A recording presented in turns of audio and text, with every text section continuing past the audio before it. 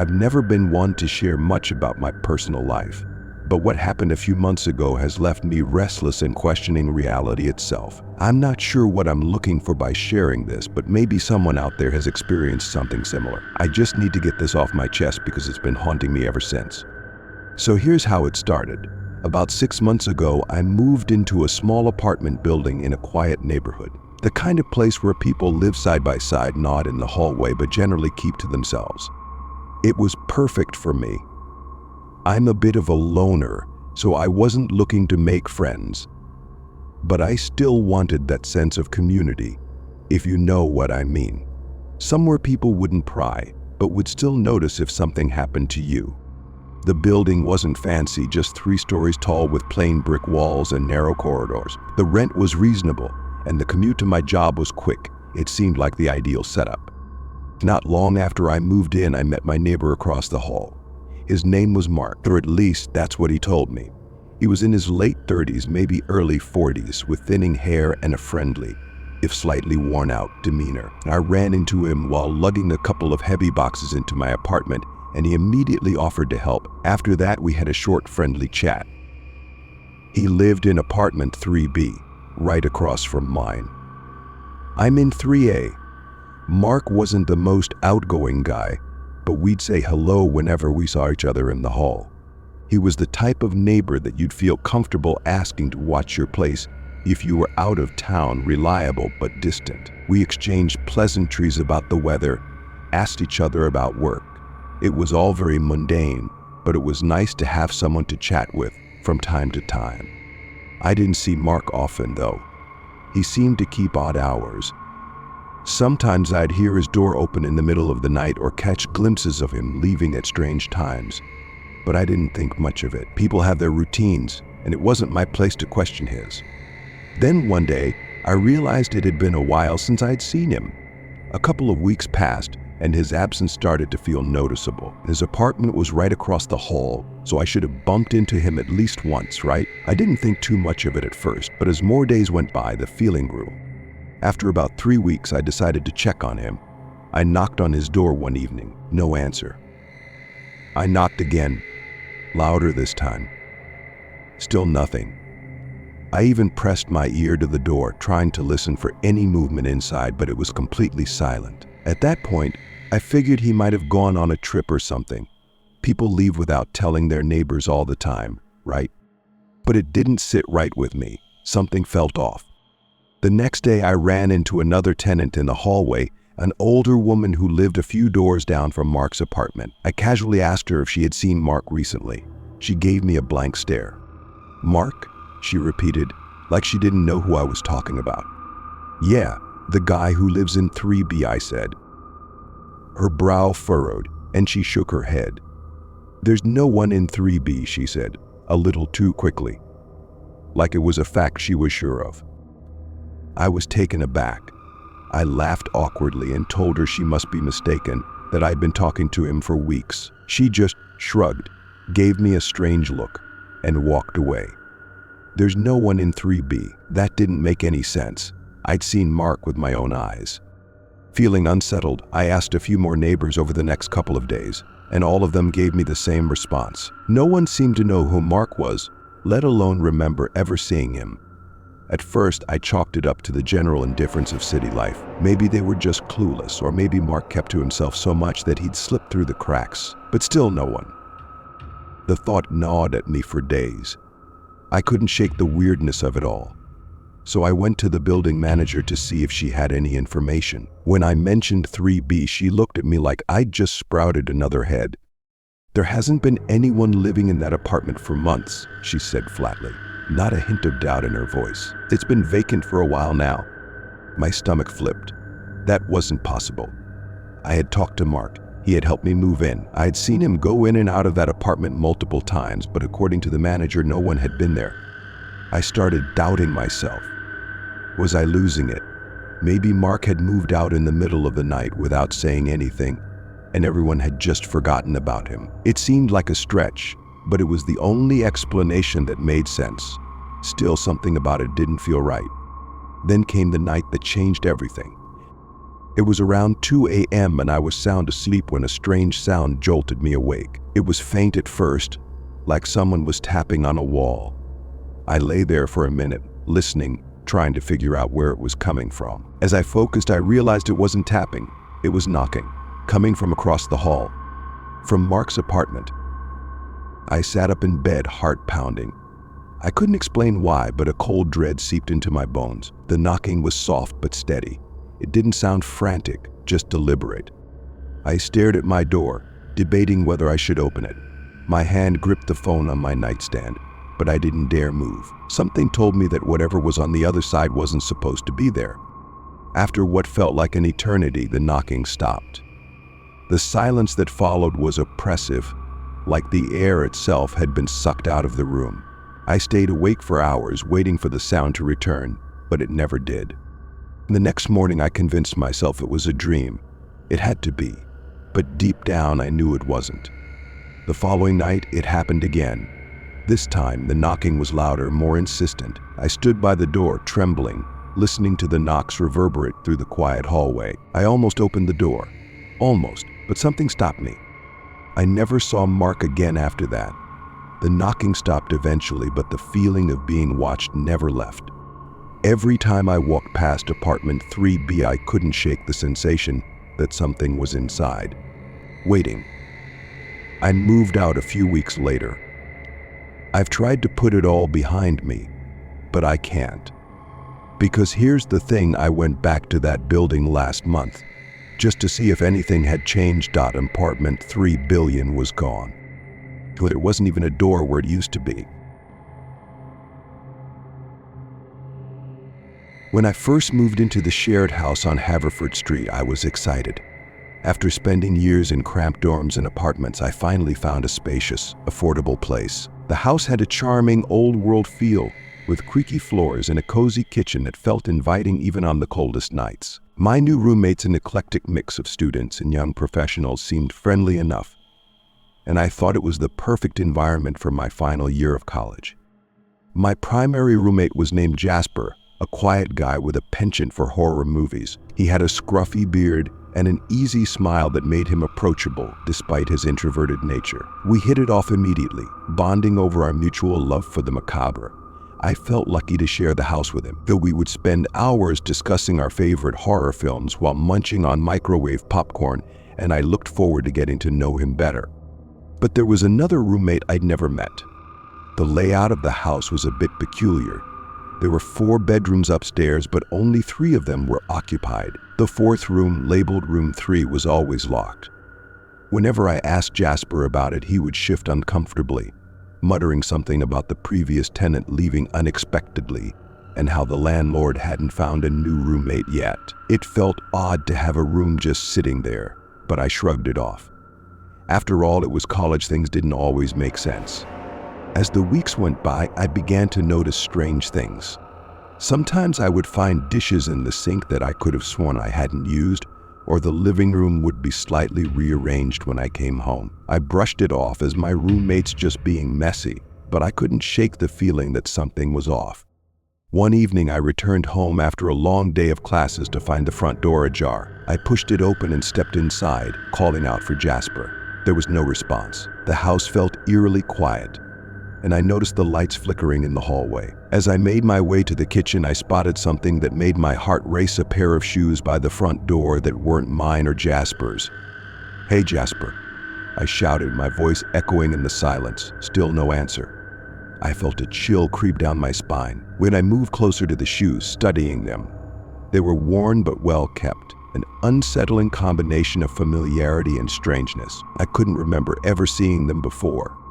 After a few minutes of searching the house, I finally found Jasper sitting in his room, absorbed in a movie. "Hey, I thought you were in the living room," I said, trying to shake off the strange feeling I'd just encountered. "I was," he replied, his gaze fixed on the screen. I needed a break. I hesitated for a moment, wanting to ask him about the shoes but deciding against it. Maybe they belonged to a friend he'd invited over. Still, the nagging doubt clung to me.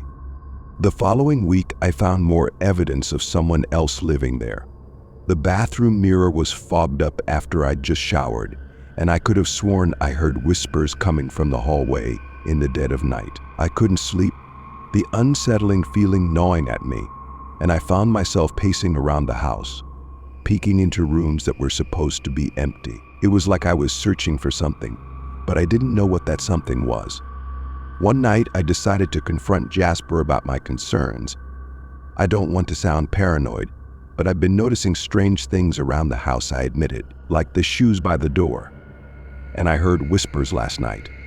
Jasper frowned, his expression hardening.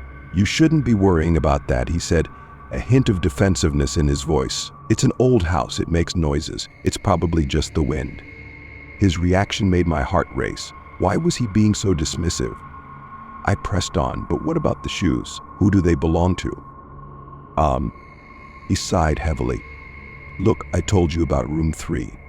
The landlord hasn't found anyone yet. It could just be a friend of mine who came over and forgot to take their shoes with them." I nodded, but the unease was still there, heavy in the air. Days turned into weeks, and my obsession with the unseen roommate grew. I felt compelled to dig deeper. I began to notice little things in the house, personal items that seemed out of place. A hairbrush on the kitchen counter, a worn-out hoodie draped over a chair in the living room, and once, I even found a journal on the coffee table. It was open to a page that detailed someone's thoughts on moving in, complete with lists of chores and groceries, but the handwriting was unfamiliar. That night, I couldn't shake the feeling that someone was watching me.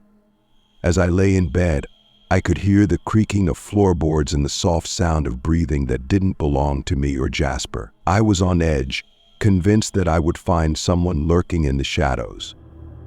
Unable to sleep, I grabbed my phone and began scrolling through the group chat with my roommates, hoping to distract myself. My heart sank when I saw a message from Jasper. "Guys, I think we need to talk about room 3. It's time to confront the roommate."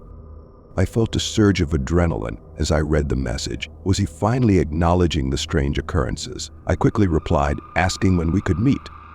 The next evening, Jasper and I sat down in the living room with the other roommates, 3 nervous faces staring back at us. It was an uncomfortable silence as we each processed the strange events of the past few weeks. Jasper finally broke the tension. "I think we all know something's not right here," he said, glancing around the room. "I found a key to room 3 hidden under the carpet." My heart raced as he pulled the key from his pocket. "I think we should open it." Everyone nodded in agreement, and together we walked upstairs, the weight of the moment heavy on our shoulders. As we reached the door, I felt a chill race down my spine. I had dreaded this moment, but knew we needed to confront whatever was in there. Jasper inserted the key into the lock, and with a turn, the door creaked open. A wave of stale air washed over us, and we stepped inside. The room was empty. It was barren, with no furniture or personal items. Dust covered the floor, and cobwebs hung from the corners. The only thing that stood out was a small box sitting on the windowsill. I approached it cautiously, my heart pounding.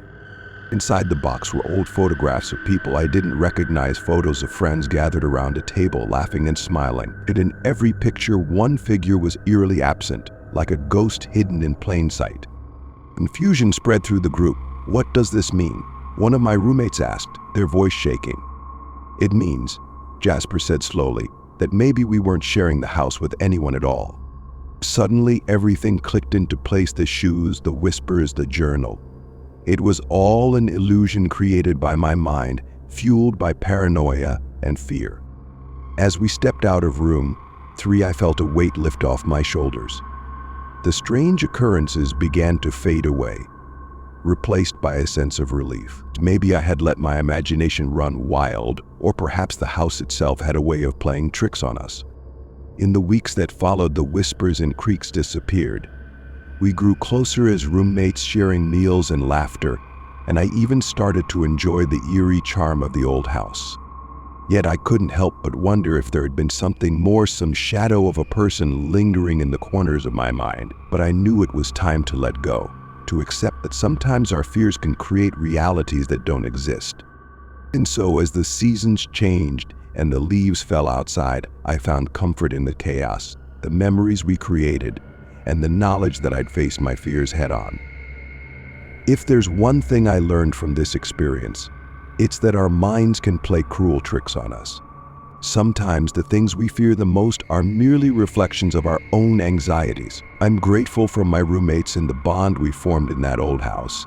And as I look back, I can finally breathe knowing that the unknown can often lead us to understand ourselves better. I never expected to find myself in an apartment on Elm Street, but fate has a funny way of pushing us toward the unexpected. My new job in the city had finally materialized after months of searching, and I was eager to dive into my fresh start. This old building with its creaky wooden floors and faded wallpaper seemed like the perfect place to embrace a new chapter of my life. As I unpacked my boxes, I marveled at the quirks of my surroundings. The draft from the window sent shivers down my spine, but it also felt strangely inviting. Each night, I would curl up with a book, the soft glow of my lamp illuminating the pages while the sounds of the city drifted in distant car horns, the chatter of pedestrians, and the soft hum of life outside. However, it wasn't long before the sense of tranquility was shattered, and I found myself caught in a web of unease. The first sign of something amiss came on a seemingly ordinary Tuesday evening. I had settled down to watch a movie when I noticed a flicker of movement outside my window. Curious, I paused the film and leaned closer to the glass. At first, I saw nothing but the dimly lit street below. Then, just as I was about to dismiss it, a face appeared in the darkness, pale and ghostly, pressing against the glass. I recoiled in shock, my heart racing as I stumbled back from the window. Was it a trick of the light? Had I imagined it? My mind raced with possibilities, but deep down, I felt the stirrings of fear creeping in. Each night following that encounter, I found myself haunted by the image of that face. It would appear, always closer than before, with hollow eyes and a twisted smile that sent chills down my spine. I became increasingly restless, unable to shake the feeling of being watched. I tried to focus on work and socializing with my new colleagues, but my mind would always drift back to that window. On particularly sleepless nights, I would pull the curtains tightly shut, but it did little to ease the suffocating sense of dread that permeated my apartment. One evening, I took a deep breath and pulled the curtains back, determined to face whatever was out there. As the darkness enveloped the street, the face emerged again, this time closer than ever. I could see every detail, the hollow cheeks, the dark shadows under the eyes, the grin that twisted into something unholy. In desperation, I sought comfort from my neighbor Maya, who lived below. She was warm and welcoming, and I felt drawn to her kindness. Over tea, I opened up about my terrifying encounters, sharing every detail of the ghostly face. She listened intently, concern etched across her features. "You should really talk to someone," she suggested, her voice gentle but firm. "Maybe a therapist. This sounds like it's taking a toll on you." I nodded, grateful for her concern, but unable to admit how deep my fear ran. That night, as I lay in bed, I could hear the wind howling outside. But it wasn't the wind that terrified me. It was the thought of the face reappearing. Determined to confront my fears, I devised a plan. I would wait until the face appeared again, and this time I wouldn't back down. Armed with a flashlight, I prepared myself for the encounter. The clock ticked loudly, each second stretching out like an eternity. When midnight struck, the face appeared once more, its features more defined than ever. I took a deep breath and swung open the window, the chill of the night air washing over me. "What do you want?" I shouted, my voice echoing through the dark. To my surprise, the face shifted, almost as if it was taken aback by my confrontation. It didn't retreat. Instead, it leaned closer, and I felt an inexplicable pull toward it. In that moment, I realized that the face wasn't just a figment of my imagination, it was a lost soul trapped between worlds. "What are you?" I whispered, feeling an odd connection forming. The face stared back, and I could see a flicker of sadness in its hollow eyes. "Why are you here?" For a brief moment, the air was thick with unspoken words. Then, just as quickly as it had appeared, the face retreated, leaving me breathless and confused. Days turned into weeks, and the face stopped appearing. I felt a strange mixture of relief and longing. Had I truly connected with whatever it was, or had I simply scared it away? As time passed, I found myself drawn to Leela, the name I had discovered in my research about the apartment, and learned that she had lived here years ago, known for her kindness and light. Tragically, she had vanished, and her story had faded into obscurity. I began to honor her memory, sharing her tale with neighbors and friends, ensuring that she would not be forgotten. The more I talked about Leela, the lighter my heart felt, as if I was finally giving her the voice she had been denied. Each evening I would light a candle by the window, a small gesture of remembrance. If you want to see more horror stories, please like the video, share your thoughts, and subscribe to our channel. Stay with us, thank you, and see you in the next videos.